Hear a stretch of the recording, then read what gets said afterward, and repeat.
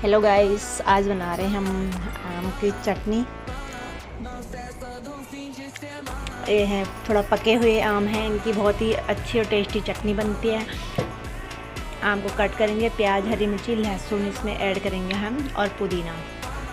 पुदीने से आम जो है तो गरम नहीं दिखाता है, इसलिए खड़ा जीरा, चाट मसाला, हींग पाउडर, काला नमक और बाकी सारे मसाले हम अपने हिसाब से ऐड कर लेंगे और इसको साथ में फाइन पीस लेंगे। आप देख सकते हैं कितनी अच्छी चटनी बनके तैयार हुई है। इसमें चीनी भी थोड़ा ऐड करेंगे बनाते टाइम।